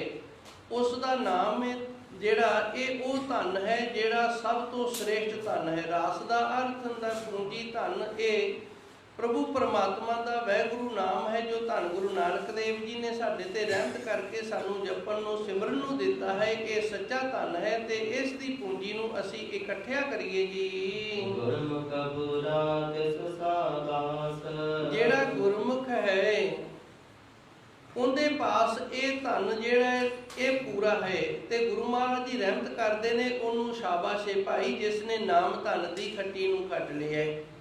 ਸੋ ਸਾਹੋ ਸਾਚਾ, ਉਹ ਅਕਾਲ ਪੁਰਖ ਵਾਹਿਗੁਰੂ ਸੱਚਾ ਹੈ ਤੇ ਸਾਰਿਆਂ ਦਾ ਮਾਲਕ ਹੈ। ਜਿਸ ਹਰ ਤਨ ਰਾਸ, ਜਿਸ ਹਰੀ ਅਕਾਲ ਪੁਰਖ ਵਾਹਿਗੁਰੂ ਦੇ ਪਾਸ ਨਾਮ ਦੀ ਪੂੰਜੀ ਹੈ, ਨਾਮ ਧਨ ਹੈ। ਗੁਰਮੁਖ ਪੂਰਾ, ਜਿਹੜਾ ਪੂਰਾ ਗੁਰਮੁਖ ਹੈ ਉਸ ਨੇ ਉਸ ਪ੍ਰਭੂ ਪਰਮਾਤਮਾ ਦੇ ਪੂਰੇ ਨਾਮ ਦੀ ਕਮਾਈ ਕੀਤੀ ਹੈ, ਨਾਮ ਨੂੰ ਖੱਟਿਆ ਹੈ। ਤੇ ਇਸ ਸਬਾਸ ਤੇ ਧੰਨ ਗੁਰੂ ਮਹਾਰਾਜ ਜੀ ਰਹਿਮਤ ਕਰਦੇ ਨੇ ਉਸ ਗੁਰਮੁਖ ਨੂੰ ਸਾਡੇ ਵੱਲੋਂ ਸ਼ਾਬਾਸ਼ ਹੈ ਜੀ। ਰੂੜੀ ਬਾਣੀ ਹਰ ਪਾਇਆ ਗੁਰ ਸਬਦੀ ਵਿਚਾਰ। ਧੰਨ ਗੁਰੂ ਜੀ ਰਹਿਮਤ ਕਰਦੇ ਨੇ ਇਹ ਸੁੰਦਰ ਬਾਣੀ ਹੈ ਤੇ ਇਸ ਸੁੰਦਰ ਬਾਣੀ ਦੇ ਨਾਲ ਹਰੀ ਅਕਾਲ ਪੁਰਖ ਵਾਹਿਗੁਰੂ ਦੀ ਪ੍ਰਾਪਤੀ ਹੁੰਦੀ ਹੈ, ਹਰੀ ਨੂੰ ਪਾਇਆ ਜਾ ਸਕਦਾ ਹੈ। ਗੁਰ ਸ਼ਬਦੀ ਵਿਚਾਰ, ਪਰ ਗੁਰੂ ਦੇ ਸ਼ਬਦ ਦੀ ਵਿਚਾਰ ਵਾਲੇ ਹੋਣਾ ਪਏਗਾ। ਧੰਨ ਗੁਰਬਾਣੀ ਗੁਰੂ ਮਹਾਰਾਜ ਜੀ ਦਾ ਉਪਦੇਸ਼ ਹੈ, ਗੁਰੂ ਮਹਾਰਾਜ ਜੀ ਦੇ ਪਾਵਨ ਸ਼ਬਦ ਨੇ। ਜਦੋਂ ਅਸੀਂ ਗੁਰਬਾਣੀ ਦੇ ਸ਼ਬਦਾਂ ਦੀ ਵਿਚਾਰ ਕਰਦੇ ਹਾਂ, ਫਿਰ ਉਹਨਾਂ ਤੇ ਅਮਲ ਕਰਦੇ ਹਾਂ ਤੇ ਗੁਰੂ ਰਹਿਮਤ ਕਰਦਾ ਹੈ। ਇਹ ਬਾਣੀ ਸੁੰਦਰ ਹੈ, ਸੁੰਦਰ ਬਾਣੀ ਦੇ ਨਾਲ ਹਰੀ ਅਕਾਲ ਪੁਰਖ ਵਾਹਿਗੁਰੂ ਦੀ ਪ੍ਰਾਪਤੀ ਹੁੰਦੀ ਹੈ ਜੀ। ਆਪ ਗਿਆ ਦੁਖ ਕਟਿਆ ਹਰ ਬਰ ਪਾਇਆ ਨਾਦ। ਜਿੰਦੇ ਅੰਦਰੋਂ ਆਪਾ ਭਾਵ ਖਤਮ ਹੋ ਗਿਆ ਹੈ, ਉਹਦੇ ਸਾਰੇ ਦੁੱਖ ਕੱਟੇ ਗਏ ਨੇ। ਉਸ ਗੁਰਮੁਖ ਪਿਆਰੇ ਨੇ ਹਰੀ ਪਰਮਾਤਮਾ ਨੂੰ ਵਰ ਲਿਆ ਹੈ, ਉਸ ਜਿਗਿਆਸੂ ਨੇ ਵਾਹਿਗੁਰੂ ਨੂੰ ਪ੍ਰਾਪਤ ਕਰ ਲਿਆ ਹੈ। ਨਾਰ ਤੋਂ ਭਾਵ ਜਿਗਿਆਸੂ ਹੈ। ਜਿਗਿਆਸੂ ਨੂੰ ਆਖਿਆ ਜਾਂਦਾ ਹੈ ਜਿੰਦੇ ਅੰਦਰ ਜਾਗਰਤੀ ਆ ਗਈ ਹੈ, ਜਿੰਦਾ ਮਨ ਪ੍ਰਭੂ ਪਰਮਾਤਮਾ ਦੇ ਨਾਮ ਜਪਣ ਦੇ ਵਿੱਚ ਜਾਗ ਪਿਆ ਹੈ, ਜਿਨਨੇ ਅਗਿਆਨਤਾ ਦੀ ਨੀਂਦ ਨੂੰ ਤਿਆਗ ਦਿੱਤਾ ਹੈ ਤੇ ਗਿਆਨ ਦੀ ਪ੍ਰਾਪਤੀ ਵਾਲਾ ਹੋ ਗਿਆ, ਸੋਝੀ ਵਾਲਾ ਹੋ ਗਿਆ, ਉਹ ਜਿਗਿਆਸੂ ਬਣ ਗਿਆ ਹੈ। ਰੂੜੀ ਬਾਣੀ ਹਰ ਪਾਇਆ, ਧੰਨ ਗੁਰੂ ਜੀ ਰਹਿਮਤ ਕਰਦੇ ਨੇ। ਸੱਚੇ ਸਤਿਗੁਰ ਦੀ ਪਾਵਨ ਬਾਣੀ ਬੜੀ ਸੁੰਦਰ ਹੈ। ਇਸ ਦੇ ਨਾਲ ਹਰੀ ਅਕਾਲ ਪੁਰਖ ਵਾਹਿਗੁਰੂ ਦੀ ਪ੍ਰਾਪਤੀ ਹੁੰਦੀ ਹੈ। ਗੁਰ ਸ਼ਬਦੀ ਵਿਚਾਰ, ਜਦੋਂ ਅਸੀਂ ਗੁਰੂ ਦੇ ਉਪਦੇਸ਼ ਦੀ ਵਿਚਾਰ ਵਾਲੇ ਹੋ ਜਾਂਦੇ, ਭਾਵ ਗੁਰੂ ਦੇ ਸ਼ਬਦ ਦੀ ਵਿਚਾਰ ਨੂੰ ਆਪਣੇ ਅੰਦਰ ਧਾਰਨ ਕਰ ਲੈਂਦੇ ਹਾਂ। ਆਪ ਗਿਆ, ਆਪ ਤੋਂ ਭਾਵੇਂ ਆਪਾ ਭਾਵ, ਜਿਨ੍ਹਾਂ ਨੇ ਆਪਣੇ ਅੰਦਰੋਂ ਆਪਾ ਭਾਵ ਦਾ ਨਾਸ਼ ਕਰ ਲਿਆ, ਆਪਾ ਭਾਵ ਨੂੰ ਖੋ ਲਿਆ, ਅਹੰ ਬਿਰਤੀ ਦਾ ਜਿਨ੍ਹਾਂ ਦੇ ਅੰਦਰ ਨਾਸ਼ ਹੋ ਗਿਆ, ਦੁੱਖ ਕੱਟਿਆ, ਉਹਨਾਂ ਦੇ ਸੰਸਾਰ ਦੇ ਅੰਦਰੋਂ ਸਾਰੇ ਪ੍ਰਕਾਰ ਦੇ ਦੁੱਖ ਕੱਟੇ ਜਾਂਦੇ ਹਨ। ਹਰ ਵਰ ਪਾਇਆ ਨਾਰ, ਤੇ ਉਸ ਜਿਗਿਆਸੂ ਨੇ ਹਰੀ ਅਕਾਲ ਪੁਰਖ ਵਾਹਿਗੁਰੂ ਨੂੰ ਪ੍ਰਾਪਤ ਕਰ ਲਿਆ ਹੈ, ਉਸ ਨੂੰ ਵਰ ਲਿਆ ਹੈ ਜੀ।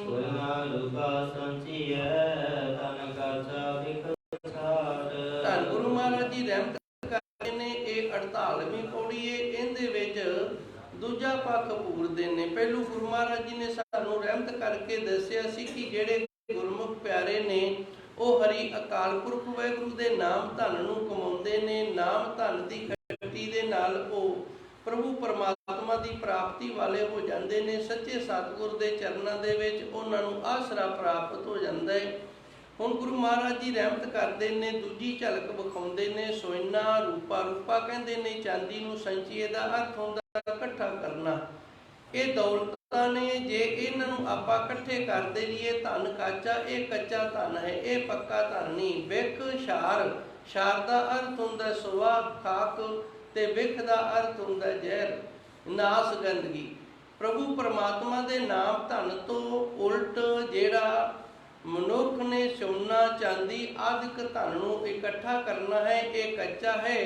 ਤੇ ਇਹ ਵੇਖੈ ਤੇ ਸੁਆਹ ਹੈ ਜੀ। ਸਭ ਸਦਾਏ ਸੰਚ ਧਨ ਦੁਬਦਾ ਹੋਏ ਕੁਆਰ। ਇਸ ਤਰ੍ਹਾਂ ਦਾ ਧਨ ਇਕੱਠਾ ਕਰਕੇ ਕਈ ਆਪਣੇ ਆਪ ਨੂੰ ਬਾਦਸ਼ਾਹ ਅਖਵਾਉਂਦੇ ਨੇ, ਅਮੀਰ ਅਖਵਾਉਂਦੇ ਨੇ, ਸ਼ਾਹੂਕਾਰ ਅਖਵਾਉਂਦੇ ਨੇ। ਦੁਬਦਾ ਹੋਏ ਕੁਆਰ, ਤੇ ਉਸ ਮਨੁੱਖ ਦੇ ਅੰਦਰ ਨਾ ਦੋ ਚਿੱਤੀ ਹੈ ਜਿਹੜੀ ਉਹ ਬਣੀ ਰਹਿੰਦੀ ਹੈ, ਤੇ ਦੋ ਚਿੱਤੀ ਦੇ ਵਿੱਚ ਹੀ ਉਹ ਖੁਆਰ ਹੁੰਦਾ ਹੈ। ਇਹ ਦੋ ਚਿੱਤੀ ਕੀ ਹੈ?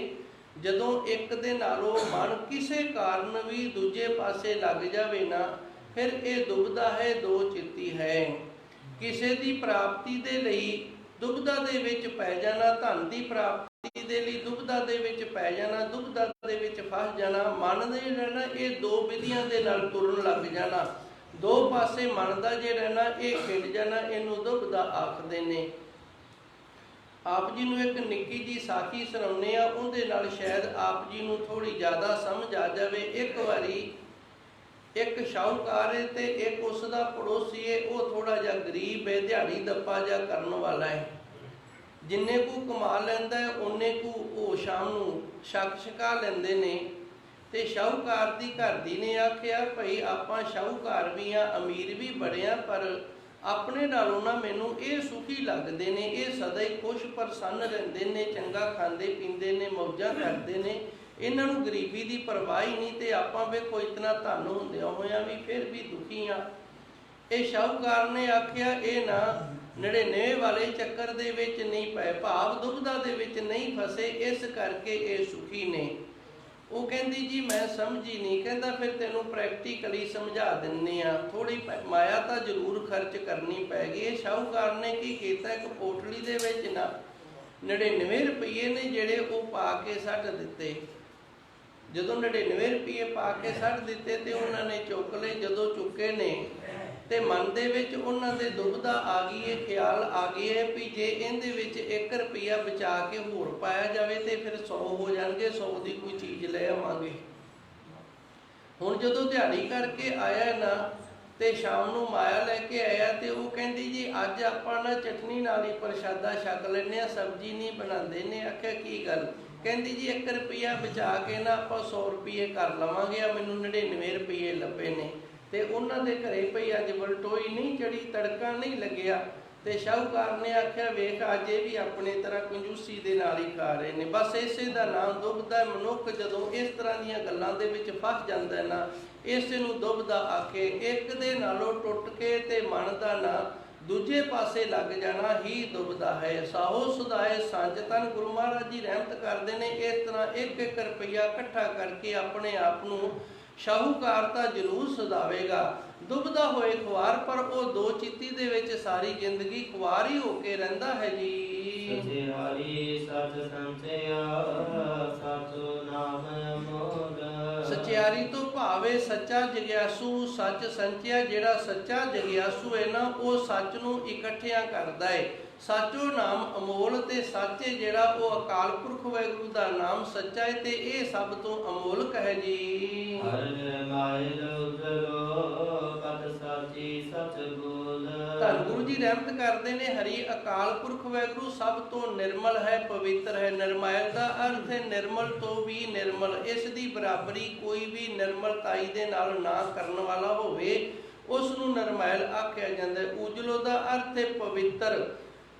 ਪਤ ਸਾਚੀ ਸੱਚ ਬੋਲ, ਉਸ ਅਕਾਲ ਪੁਰਖ ਵਾਹਿਗੁਰੂ ਦੇ ਗੁਰਬਾਣੀ ਦੇ ਅੰਦਰ ਜੋ ਬੋਲ ਨੇ ਇਹ ਸੱਚ ਨੇ, ਤੇ ਉਸ ਦਾ ਨਾਮ ਜਪਣ ਵਾਲਾ ਹੈ ਉਹਨੂੰ ਉਹ ਸੱਚੀ ਪਤ ਇੱਜ਼ਤ ਦੇ ਦਿੰਦਾ ਹੈ। ਹਰ ਨਿਰਮੈਲ ਉਜਲੋ ਪਤ ਸਾਚੀ ਸੱਚ ਬੋਲ, ਸੱਚੀ ਪਤ ਵਾਲਾ, ਸੱਚੇ ਬਚਨਾਂ ਵਾਲਾ, ਸਭ ਤੋਂ ਸ੍ਰੇਸ਼ਟ ਉੱਤਮ ਪਵਿੱਤਰ ਹਰੀ ਅਕਾਲ ਪੁਰਖ ਵਾਹਿਗੁਰੂ ਦਾ ਨਾਮ ਹੈ। ਸਚਿਆਰੀ ਸੱਚ ਸੰਚਿਆ, ਸੱਚਿਆ ਹੋ ਕੇ, ਸਚਿਆਰ ਹੋ ਕੇ ਉਸ ਦੇ ਨਾਮ ਨੂੰ ਇਕੱਠਾ ਕੀਤਾ ਜਾ ਸਕਦਾ ਹੈ। ਸਾਚੋ ਨਾਮ ਅਮੋਲ, ਤੇ ਇਸ ਤਰ੍ਹਾਂ ਉਸ ਅਕਾਲ ਪੁਰਖ ਵਾਹਿਗੁਰੂ ਦਾ ਸੱਚਾ ਨਾਮ ਬੜਾ ਅਮੋਲਕ ਹੈ ਜੀ। ਸਾਜਨ ਮੀਤ ਸੁਜਾਨ ਤੂੰ ਸਰਵਰ ਤੂੰ ਹੰਸ। ਇਹ ਮੇਰੇ ਅਕਾਲ ਪੁਰਖ ਵਾਹਿਗੁਰੂ ਸਾਡਾ ਅਸਲ ਸੱਜਣ ਤੂੰ ਹੈ, ਅਸਲ ਮਿੱਤਰ ਤੂੰ ਹੈ, ਤੇ ਤੂੰ ਹੀ ਸਾਰਿਆਂ ਤੋਂ ਸਿਆਣਾ ਸ੍ਰੇਸ਼ਟ ਹੈ। ਸੁਜਾਨ ਦਾ ਅਰਥ ਹੁੰਦਾ ਹੈ ਹਰ ਪ੍ਰਕਾਰ ਦੀ ਸੋਝੀ ਰੱਖਣ ਵਾਲਾ, ਸਭ ਤੋਂ ਸਿਆਣਾ। ਤੂੰ, ਇਹ ਸਾਰੇ ਗੁਣ ਤੇਰੇ ਵਿੱਚ ਹੀ ਨੇ। ਤੂੰ ਸਰਵਰ, ਤੂੰ ਆਪ ਹੀ ਮਾਨ ਸਰੋਵਰ ਹੈ। ਤੂੰ ਹੰਸ, ਤੇ ਆਪ ਹੀ ਤੂੰ ਹੰਸ ਰੂਪ ਹੈ, ਭਾਵ ਆਪ ਹੀ ਤੂੰ ਹੰਸ ਰੂਪ ਸੁੱਚਾ ਗੁਰਸਿੱਖ ਹੈ ਤੇ ਆਪ ਹੀ ਤੂੰ ਗੁਣ ਰੂਪ ਮੋਤੀ ਹੈ, ਜਿਹੜਾ ਮਾਨ ਸਰੋਵਰ ਤੋਂ ਪੈਦਾ ਕਰਕੇ ਹੰਸਾਂ ਦੇ ਮੂੰਹ ਦੇ ਵਿੱਚ ਦੇਣ ਵਾਲਾ, ਗੁਰਸਿੱਖਾਂ ਦੇ ਮੂੰਹ ਦੇ ਵਿੱਚ ਗੁਣਾਂ ਦੀ ਦਾਤ ਦੇਣ ਵਾਲਾ ਆਪ ਹੀ ਅਕਾਲ ਪੁਰਖ ਵਾਹਿਗੁਰੂ ਹੈ ਜੀ। ਸਾਧੂ ਠਾਕਰ ਮਨ ਵਸੈ ਭਉ ਤਲੇ ਹਾਰੀ ਤਿਸ। ਧੰਨ ਗੁਰੂ ਜੀ ਰਹਿਮਤ ਕਰਦੇ ਨੇ, ਮੇਰਾ ਸੱਚਾ ਅਕਾਲ ਪੁਰਖ ਵਾਹਿਗੁਰੂ ਜੋ ਸਾਡੇ ਮਨ ਨੂੰ ਆਸਰਾ ਦੇਣ ਵਾਲਾ ਹੈ, ਜੇ ਕਿਤੇ ਮਨ ਦੇ ਵਿੱਚ ਵਸ ਜਾਵੇ ਤੇ ਅਸੀਂ ਉਸ ਤੋਂ ਵਾਰਨੇ ਬਲਿਹਾਰਨੇ ਜਾਂਦੇ ਹਾਂ ਜੀ। ਮਾਇਆ ਮਮਤਾ ਮੋਹਨੀ ਜਿਨ ਕੀਤੀ ਸੋ ਜਾਣ। ਧੰਨ ਗੁਰੂ ਜੀ ਰਹਿਮਤ ਕਰਦੇ ਨੇ, ਮਾਇਆ ਤੇ ਮਮਤਾ ਮੋਹਣੀ ਇਹ ਸਾਡੇ ਮਨ ਨੂੰ ਮੋਹ ਲੈਣ ਵਾਲੀ ਹੈ। ਮਾਇਆ ਮਮਤਾ ਮੇਰ ਜਿੰਦੇ ਵਿੱਚ ਆ ਜਾਂਦੀ ਹੈ, ਮੇਰਾਪਨ ਆ ਜਾਂਦਾ ਹੈ, ਇਹ ਸਾਰੀਆਂ ਮਨ ਨੂੰ ਮੋਹ ਲੈਣ ਵਾਲੀਆਂ ਨੇ। ਮਾਇਆ ਸੰਸਾਰਿਕ ਮਾਇਆ ਹੈ ਤੇ ਮਮਤਾ ਜੋ ਪਦਾਰਥਾਂ ਦੀ ਸਾਡੇ ਅੰਦਰ ਮੇਰ ਪੈਦਾ ਕਰਦੀ ਹੈ, ਇਹ ਮਨ ਨੂੰ ਮੋਹ ਲੈਂਦੀਆਂ ਨੇ। ਜਿਨ ਕੀਤੀ ਇਹ ਉਸ ਪਰਮਾਤਮਾ ਨੇ ਬਣਾਈਆਂ ਹੋਈਆਂ ਨੇ। ਸੋ ਜਾਣ, ਅਸੀਂ ਉਸ ਪਰਮਾਤਮਾ ਦੀ ਜਾਣ ਪਛਾਣ ਵਾਲੇ ਹੋ ਜਾਈਏ ਤੇ ਫਿਰ ਇਹਨਾਂ ਤੋਂ ਬਚਿਆ ਜਾ ਸਕਦਾ ਹੈ। ਮਾਇਆ ਮਮਤਾ ਮੋਹਣੀ ਇਹ ਮਨ ਨੂੰ ਮੋਹ ਲੈਣ ਵਾਲੀਆਂ ਨੇ, ਮਨ ਨੂੰ ਚੰਗੀਆਂ ਲੱਗਣ ਵਾਲੀਆਂ ਨੇ।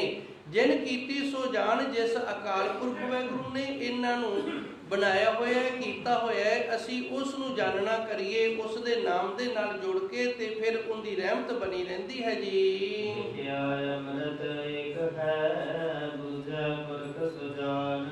ਜਿਹੜਾ ਸ੍ਰੇਸ਼ਟ ਮਨੁੱਖ ਹੈ ਨਾ, ਉਹ ਇਸ ਗੱਲ ਨੂੰ ਸਮਝ ਲੈਂਦਾ ਹੈ ਕਿ ਵਿਖਿਆ ਤੇ ਅੰਮ੍ਰਿਤ ਇਹਦੇ ਵਿੱਚ ਜ਼ਿਆਦਾ ਫਰਕ ਨਹੀਂ। ਇਹਨੂੰ ਵੀ ਇੱਕ ਸਾਖੀ ਦੇ ਨਾਲ ਥੋੜਾ ਸਮਝ ਲਈਏ ਤੇ ਫਿਰ ਗੱਲ ਦੀ ਸਮਝ ਆ ਜਾਵੇਗੀ।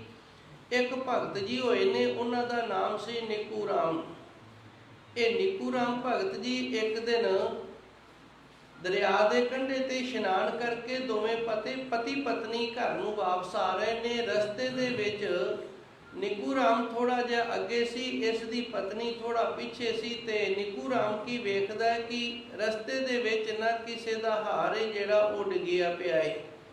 ਨਿੱਕੂ ਰਾਮ ਦੇ ਮਨ ਦੇ ਵਿੱਚ ਖਿਆਲ ਆ ਗਿਆ ਵੀ ਇਹ ਚੀਜ਼ ਸਾਡੇ ਘਰੇ ਨਹੀਂ ਜਾਣੀ ਚਾਹੀਦੀ, ਕਿਉਂਕਿ ਜੇ ਘਰੇ ਗਈ ਚਲੀ ਤੇ ਫਿਰ 99 ਵਾਲਾ ਚੱਕਰ ਪੈ ਜਾਣਾ ਹੈ। ਹਾਰ ਨੇ ਤੇ ਫਿਰ ਇਹਦੇ ਨਾਲ ਭਾਈ ਕਾਂਟੇ ਵੀ ਚਾਹੀਦੇ ਨੇ, ਕਾਂਟੇ ਨੇ ਤੇ ਫਿਰ ਇਹਦੇ ਨਾਲ ਟਿੱਕਾ ਵੀ ਚਾਹੀਦਾ ਹੈ, ਇਹਦੇ ਵਰਗੀ ਫਿਰ ਇਸੇ ਤਰ੍ਹਾਂ ਦੀ ਛਾਪ ਵੀ ਚਾਹੀਦੀ ਹੈ। ਸੋ ਇਹ ਫਿਰ 99 ਵਾਲਾ ਚੱਕਰ ਹੈ ਜਿਹੜਾ ਇਹ ਪੈ ਜਾਣਾ, ਕਿਉਂ ਨਾ ਮੈਂ ਇਹਦੇ ਤੇ ਮਿੱਟੀ ਪਾ ਦਿਆਂ ਤੇ ਮੇਰੀ ਪਤਨੀ ਨੂੰ ਦਿਸੇ ਹੀ ਨਾ।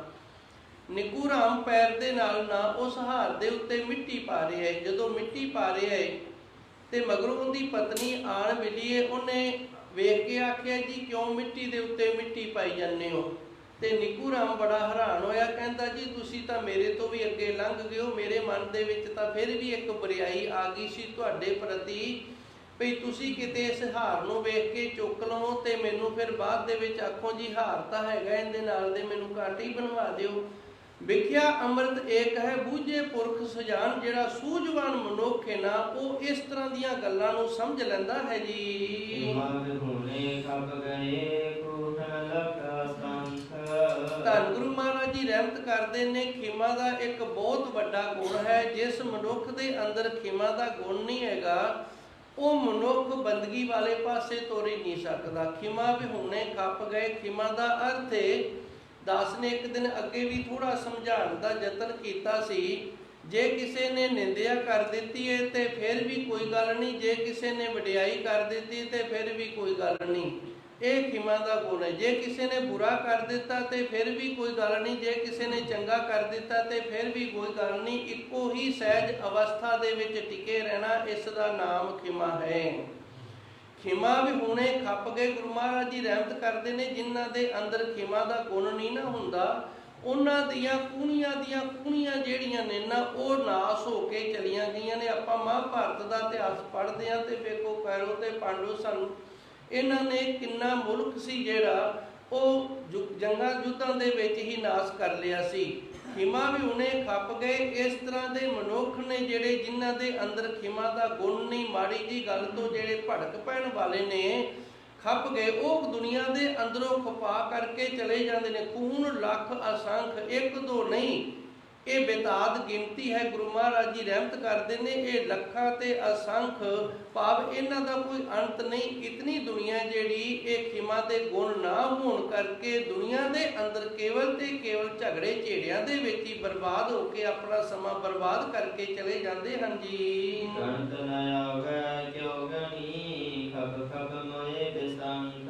ਧੰਨ ਗੁਰੂ ਜੀ ਰਹਿਮਤ ਕਰਦੇ ਨੇ, ਇਹਨਾਂ ਨੂੰ ਗਿਣਤ ਕਰਕੇ ਨਹੀਂ ਦੱਸਿਆ ਜਾ ਸਕਦਾ। ਗਣਤ ਨਾ ਆਵੇ ਕਿਉਂ ਗਣੀ, ਗਿਣਤੀ ਨਹੀਂ ਆ ਸਕਦੀ ਤੇ ਕਿਵੇਂ ਗਿਣ ਕੇ ਦੱਸਿਆ ਜਾਵੇ। ਖਬ ਖਬ ਮੋਏ ਬਿਸੰਖ, ਇਤਨੇ ਇਸ ਦੁਨੀਆ ਦੇ ਅੰਦਰੋਂ ਖਪਾ ਹੋ ਕੇ ਚਲੇ ਗਏ ਨੇ, ਉਹਨਾਂ ਨੂੰ ਗਿਣ ਕਰਕੇ ਨਹੀਂ ਦੱਸਿਆ ਜਾ ਸਕਦਾ ਜੀ। ਅਸਨ ਪਛਾਣ ਆਪਣਾ, ਗੁਰੈ ਬੰਦ ਨ ਪਾਏ। ਮੈਂ ਨਾ ਥੋੜਾ ਜਿਹਾ ਵੀ ਖੁਲਾਸਾ ਕਰਦੇ ਆ। ਇੱਕ ਗਿਣਤੀ ਦਾ ਅੰਤ ਉਹਨੂੰ ਸੰਖ ਆਖਦੇ ਨੇ। ਜਿਵੇਂ 100 ਰੁਪਈਆ ਹੋ ਜੇ ਤੇ 100 ਦਾ ਨੋਟ ਕਹਿ ਦਿੰਨੇ ਆ, ਇਸ ਤਰ੍ਹਾਂ ਦੇ 10 ਨੋਟ ਹੋ ਜਾਣ ਤੇ ਆਪਾਂ 1000 ਕਹਿ ਦਿੰਨੇ ਆ। ਇਹ ਫਿਰ 1000 ਅੱਗੇ ਲੱਖਾਂ ਦੇ ਵਿੱਚ, ਲੱਖ ਕਰੋੜਾਂ ਦੇ ਵਿੱਚ, ਇਹ ਫਿਰ ਅੱਗੇ ਜਾ ਕੇ ਸੰਖਾਂ ਦੇ ਵਿੱਚ ਗਿਣਤੀ ਜਿਹੜੀ ਹੈ ਉਹ ਚਲੀ ਜਾਂਦੀ ਹੈ।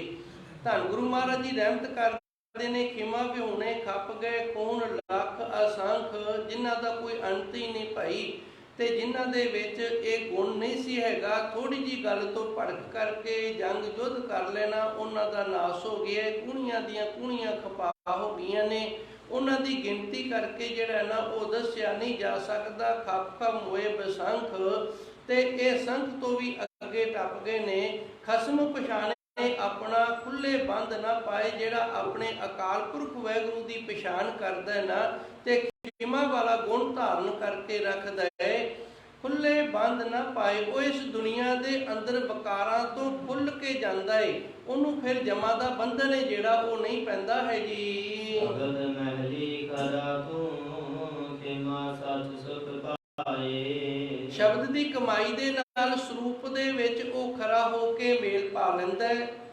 ਖਿਮਾ ਸੱਚ ਸੁਖ ਪਾਏ, ਖਿਮਾ ਦਾ ਜਿਹੜਾ ਗੁਣ ਹੈ ਇਹਦੇ ਨਾਲ ਸੱਚੇ ਸੁਖ ਦੀ ਪ੍ਰਾਪਤੀ ਹੈ ਜਿਹੜੀ ਇਹ ਹੋ ਜਾਂਦੀ ਹੈ ਜਦੋਂ ਸਾਡੀ ਭਾਵਨਾ ਇਸ ਤਰ੍ਹਾਂ ਦੀ ਹੋ ਜਾਵੇ। ਖਸਮ ਪਛਾਣੇ ਆਪਣਾ, ਜਿਹੜਾ ਆਪਣੇ ਮਾਲਕ ਦੀ ਪਛਾਣ ਕਰਦਾ ਹੈ, ਖੁੱਲੇ ਬੰਦ ਨਾ ਪਾਏ। ਉਹ ਇਸ ਸੰਸਾਰ ਦੇ ਅੰਦਰੋਂ ਵਕਾਰਾਂ ਤੋਂ ਆਜ਼ਾਦ, ਭਾਵ ਉਹ ਵਕਾਰਾਂ ਦਾ ਗੁਲਾਮ ਨਹੀਂ ਹੁੰਦਾ। ਖੁੱਲੇ ਬੰਦ ਨਾ ਪਾਏ, ਉਹ ਵਕਾਰਾਂ ਦਾ ਗੁਲਾਮ ਨਹੀਂ ਹੁੰਦਾ, ਉਹਨੂੰ ਵਕਾਰ ਗੁਲਾਮ ਨਹੀਂ ਕਰ ਸਕਦੇ। ਬੰਦ ਨਾ ਪਾਏ ਤੇ ਅੱਗੇ ਨਾ ਉਹਨੂੰ ਵਕਾਰ ਬੰਧਨ ਪਾ ਸਕਦੇ ਨੇ, ਨਾ ਹੀ ਫਿਰ ਉਹਨੂੰ ਜਦੋਂ ਵਕਾਰ ਨਹੀਂ ਭੋਗੇ, ਵਕਾਰਾਂ ਦੇ ਬੰਧਨ ਵਿੱਚ ਨਹੀਂ ਆਇਆ ਤੇ ਫਿਰ ਜੰਮ ਵੀ ਉਹਨੂੰ ਬੰਧਨ ਨਹੀਂ ਪਾ ਸਕਦੇ।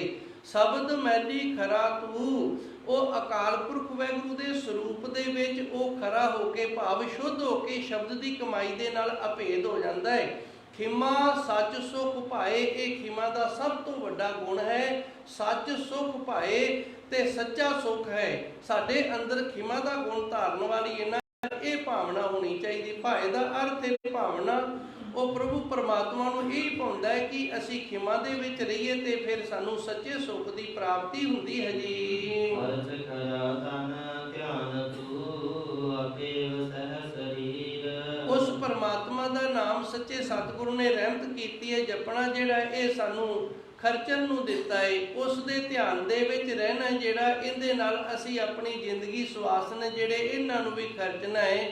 ਆਪੇ ਵਸੇ ਸਰੀਰ, ਤੇ ਫਿਰ ਆਪ ਹੀ ਕਿਰਪਾ ਕਰਦਾ ਸਾਡੇ ਸਰੀਰ ਦੇ ਵਿੱਚ ਆਣ ਕੇ ਵਸ ਜਾਂਦਾ ਹੈ। ਜਿਵੇਂ ਅਸੀਂ ਮਾਇਆ ਕਮਾ ਕੇ ਤੇ ਉਹਨੂੰ ਖਰਚ ਕਰਦੇ ਹਾਂ ਨਾ, ਗੁਰੂ ਮਹਾਰਾਜ ਜੀ ਰਹਿਮਤ ਕਰਦੇ ਨੇ, ਖਰਚ ਖਰਾ ਧਨ ਧਿਆਨ ਤੂੰ। ਉਸ ਪ੍ਰਭੂ ਪਰਮਾਤਮਾ ਦਾ ਨਾਮ ਧਨ ਨੇ ਜਿਹੜਾ, ਉਸ ਪ੍ਰਭੂ ਪਰਮਾਤਮਾ ਦੇ ਚਰਨਾਂ ਦੇ ਵਿੱਚ ਜਿਹੜਾ ਧਿਆਨ ਜੋੜ ਕੇ ਰੱਖਣਾ ਹੈ। ਇਸ ਦੇ ਨਾਲ ਜਦੋਂ ਆਪਣੀ ਜ਼ਿੰਦਗੀ, ਆਪਣੇ ਸੁਆਸਾਂ ਨੂੰ ਆਪਾਂ ਖਰਚਦੇ ਆ ਨਾ, ਆਪੇ ਵਸੇ ਸਰੀਰ, ਤੇ ਫਿਰ ਉਹਦੀ ਰਹਿਮਤ ਕਿਰਪਾ ਬਖਸ਼ਿਸ਼ ਹੋ ਜਾਂਦੀ ਹੈ। ਆਪ ਹੀ ਸਰੀਰ ਦੇ ਵਿੱਚ ਆਣ ਕੇ ਵਾਸਾ ਕਰ ਲੈਂਦਾ ਹੈ ਜੀ। ਮਨ ਤਨ ਮੁਖ ਜਪੈ ਸਦਾ, ਗੁਣ ਅੰਤਰ ਮਨ ਧੀਰ। ਫਿਰ ਮਨ ਵਿੱਚ ਤੇ ਤਨ ਵਿੱਚ ਤੇ ਮੁਖ ਦੇ ਵਿੱਚ ਉਸ ਪ੍ਰਭੂ ਪਰਮਾਤਮਾ ਦਾ ਨਾਮ ਚੱਲ ਪੈਂਦਾ ਹੈ ਸਦੀਵੀ ਸਦਾ ਦੇ ਲਈ। ਗੁਣ ਅੰਤਰ ਮਨ ਧੀਰ, ਤੇ ਸਾਡੇ ਅੰਦਰ ਉਸ ਪ੍ਰਭੂ ਪਰਮਾਤਮਾ ਦਾ ਸਭ ਤੋਂ ਵੱਡਾ ਗੁਣ ਹੈ ਨਾ ਜਿਹੜਾ ਧੀਰਜ ਦੇ ਵਿੱਚ ਰਹਿਣਾ।